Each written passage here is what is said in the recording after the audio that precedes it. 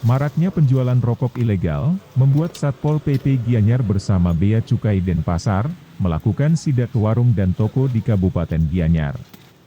Penindakan ini dilakukan selama 3 hari, dari 29 hingga 31 Juli, menyasar 33 toko dan warung. Dari sidak ini, petugas menemukan rokok ilegal sebanyak 337 bungkus. Rokok yang disita ini, selanjutnya akan dimusnahkan.